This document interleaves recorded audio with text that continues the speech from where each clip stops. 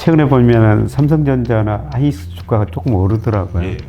물론 앞으로도 뭐 경기 더 나빠질 텐데요. 예, 저는 이런 사항을 이미 반영했지 않느냐, 현재 주가가.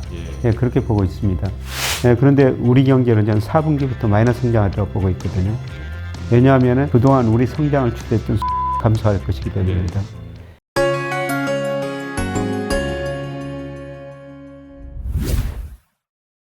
네, 안녕하세요. 예, 매경 다이어트 TV의 안덕성 기자입니다. 저희 자이언트 채널에서 김영익 교수님 모시고 말씀 나눠보도록 하겠습니다. 안녕하세요, 교수님. 예, 안녕하십니까. 예, 자, 정말 시간이 얼마 안 남았네요. 오늘 예. 이제 밤 9시 반에 이제 예. 발표를 앞두고 있는데, 물론 보시는 분들은 이제 나중에 시차를 두고 보시겠지만, 현재 미국 9월 CPI 발표를 앞두고 시장이 이렇게 밝게 보고 있는 것 같지는 않은 것 같아요. 예. 교수님께서는 각 시나리오별로 어떻게 향후 투자자들이 투자 대응을 하는 게 좋을 거라고? 저는 그 앞으로가 더 중요하다고 생각하고 있거든요. 그래서 제가 10월 물가를 전망하면 7.4% 나와요. 예. 10월에는. 10월 CPI를. 예. 예, 그리고 12월에는 6.6% 정도 나오거든요. 예. 그래서 9월까지는 아주 안만한 하락세인데 예. 상승률이. 예, 그런데 10월, 12월 가면서 상승률이 좀 많이 떨어질 거라고 네. 보고 있습니다. 예, 그때가 하면은 물가 상승률이 좀 많이 안화될 것이다. 네. 예, 그렇게 볼 수가 있고요. 예, 그만큼 그 수요 고용이 좀 둔화된다는 거고요. 이와 더불어 우리 물가도 상당히 중요한데요. 예. 어제 한국은행 이제 금리 인상하면서 한국은행 총재가 내년 1, 4분기까지 우리 소비자 물가가 네네. 5% 정도는 유지할 것이다. 네. 예, 그런 이야기를 했는데요. 예, 그런데 제 모델상으로는 올 12월부터 5% 이하로 낮아집니다. 아, 예. 바로 예. 낮춰지는 걸로. 예. 예. 그리고 내년 1분기에는 4% 초반까지 예. 떨어지거든요. 그래서 저는 지금 한국은행 총재나 미국 물가에 대해서 네.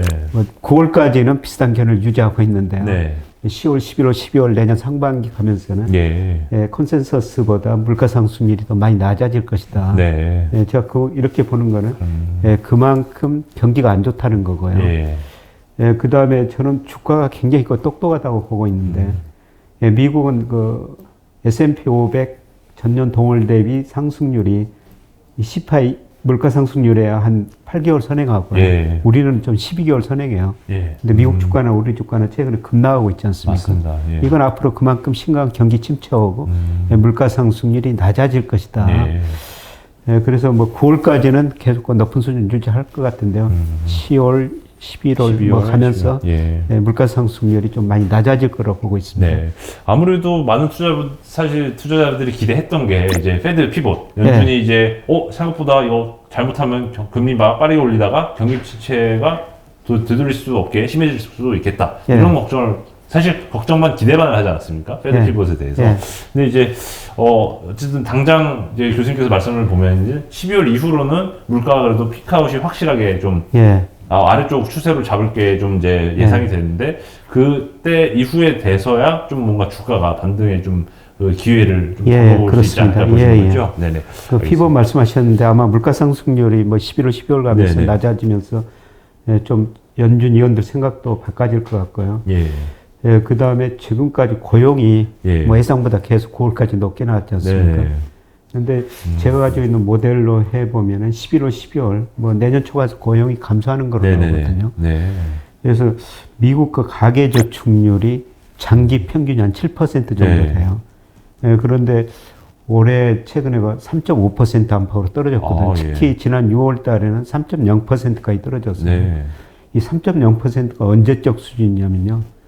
2006년, 2007년, 그때 그 글로벌 금융위기 직전에 미국 가계들이 그렇게 돈을 많이 써가지고 저축률이 낮았는데 지금 저축률이 그렇게 많이 떨어지고 있거든요. 그래서 저축률이 이렇게 많이 떨어진 거 보니까 미국 사람들이 그동안 일을 않고 돈을 많이 써버렸는데 저는 조만간 이 저축률이 낮은 거 보니까 다시 일자리로 들어오고 실업률이 다시 높아지리라고 보고 있습니다.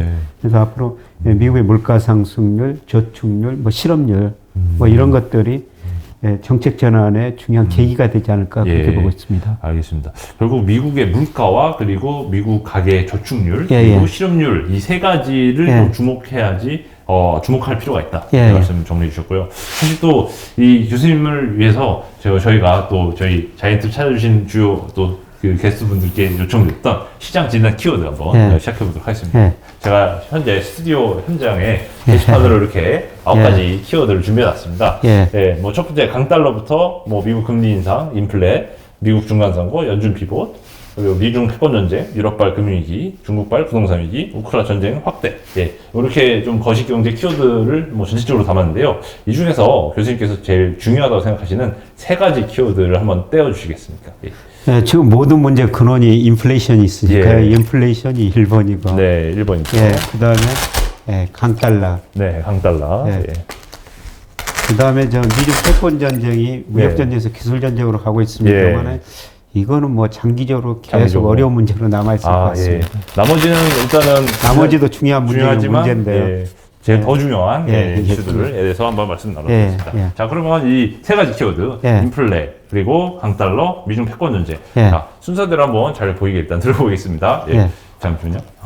하나만 들어주시겠습니까? 인플레이션입니다. 인플레이션과 강달러, 그리고 미중 패권 전쟁. 이 3가지, 지금 왼쪽 순서대로 좀 중요하다고 말씀 주셨는데, 자, 그러면 이 인플레에 대해서 먼저 좀 말씀을 더 좀 부탁드려 보려고 하는데, 이 인플레 어쨌든 피크아웃 자체는 좀 그 교수님 모델에서는 이제 희망적으로 그래도 보고 계신 것 같아요. 사실 인플레는 피크아웃은 했죠. 이미 피크아웃은 했고. 6월에 미국 소비자 물가가 9.1%지 않았습니까? 그리고 그 뒤로 8.5, 8.3, 이번에 9월에 이제 8.1 컨센서스인데요. 일단 피크아웃은 했는데 속도가 굉장히 느리죠. 그런데 제가 인플레에서 왜 피크아웃 했느냐, 아까 주가가 떨어진 게 선행한데 이런 말씀을 드렸습니다만은 우선 수요 측면에서 보면 미국 경제 상반기 마이너스 성장했어요. 아마 3분기에는 2% 정도 플러스 성장할 것 같습니다. 그런데 4분기에는 전 소비가 감소하고 고용도 줄어들면서 마이너스 성장하고요. 내년은 그 마이너스 폭이 깊어지리라고 보고 있습니다. 그래서 실제 GDP가 잠재 GDP 밑으로 많이 떨어질 것이다. 수요가 위축될 것이다. 그래서 물가 상승이 낮아질 거라고 보고 있고요. 그 다음에 뭐 미국 통화 정책 보면 흔히들 샤워실의 바보라고 그러죠. 2020년 코로나 때는요, 미국이 돈을 너무 많이 풀었어요. 그래서 장기적으로 보면은 그 피시방정식이라고 있거든요.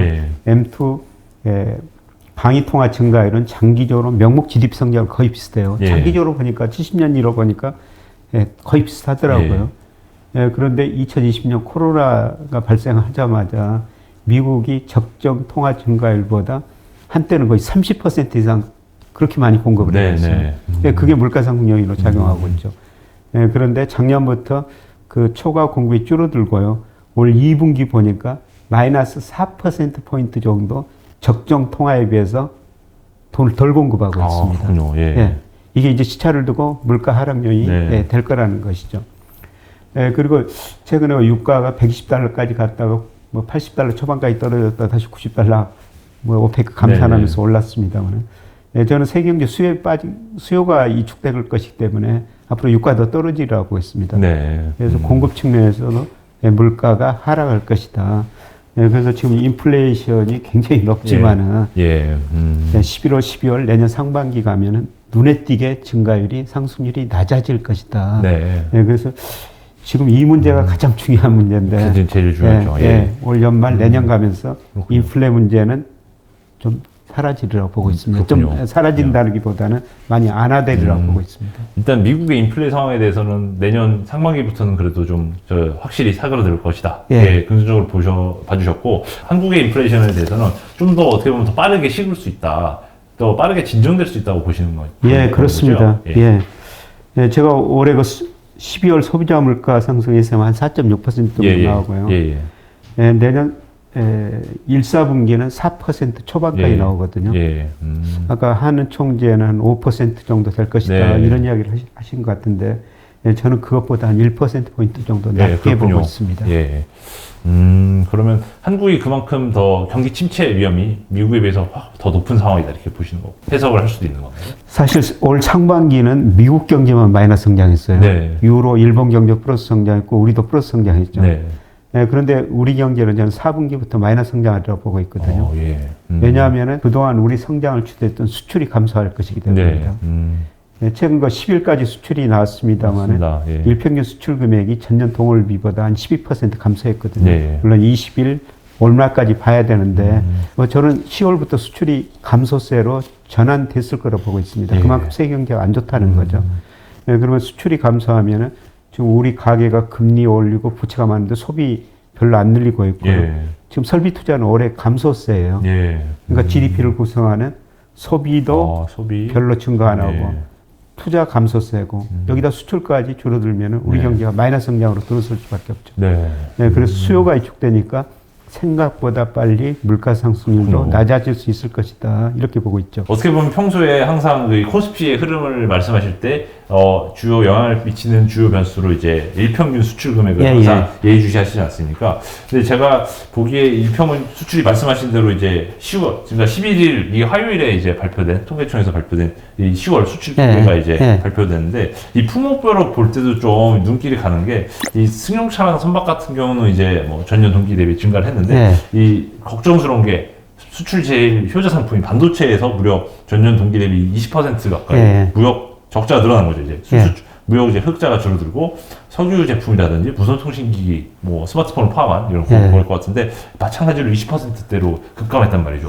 이제 수출이 주력 산업인 이제 나라에서 물건이 안 팔린다, 수출품이 안 팔린다 이런 해석이 가능한데 이거 되게 큰 문제 같다는 생각이 드는데 이런 최근 무역 적자가 이게 너무 길어진 게 아닌지 걱정하시는 분도 많은 것 같아요. 산업 경쟁력이 뭐 아니면 시장 구조가 근본적으로 좀 재편되고 있는 게 원인인지 이 부분은 어떻게 보시나요? 예, 저는 뭐 세계 경제 수요 둔화라고 보고 있습니다. 세계 경제 수요 둔화. 네, 그리고 우리 수출을 해서 그 반도체가 19% 차지하고 있는데요. 뭐 반도체 수출 증가가 감소세로 돌아서면 전체 수출 증가가 마이너스로 돌아설 수밖에 없고요.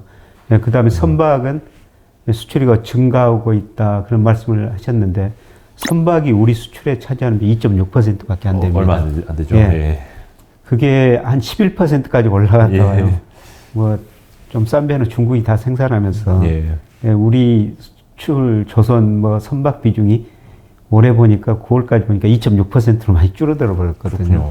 선박은 그렇게 뭐 전체적인 수출에 큰 영향을 미치지는 못할 거라고 보고 있고요. 결국 그만큼 세계 경제가 나빠진다. 그동안 중국 경제 성장이 많이 둔화되니까 중국적으로 수출 증가가 많이 둔화됐는데 그동안 미국 소비자들 소비를 많이 해줬어요. 근데 앞서 말씀드렸습니다만은 미국 소비자들이 지금 저축률이 3.5%, 3%로 역사상 거의 최저치까지 떨어진 거거든요. 돈을 많이 써버렸다는 거죠. 앞으로 미국 소비가 줄어드니까 특히 이제 미국 쪽으로 수출이 감소세로 전환될 거라는 겁니다.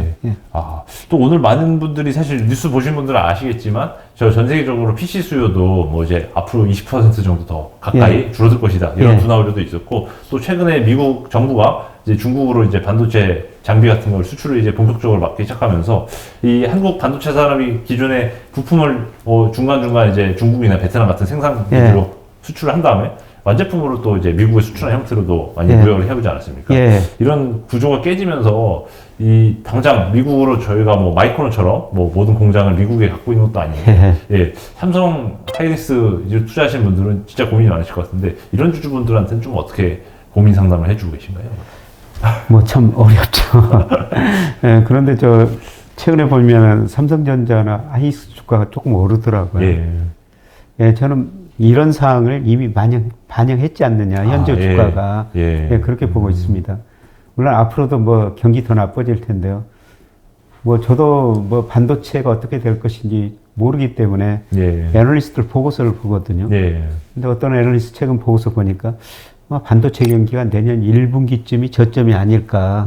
조심스럽게 이렇게 전망하는 애널리스트도 있더라고요. 뭐 그렇게 되면은 뭐 이미 주가는 많이 반영된 거죠. 알겠습니다. 사실 선반영을 좀 많이 한 것 같고 이제 앞으로 삼성 하이닉스 사실 주주분들 많이 또 보실 것 같아서 일단 이런 부분은 좀 더 상황 변화를 좀 지켜보시는 게 어떨까. 섣불리 또 사실 손절한다고 해도 마땅히 또 다른 종목도 상황이 좋은 건 아니지 않습니까? 그렇군요.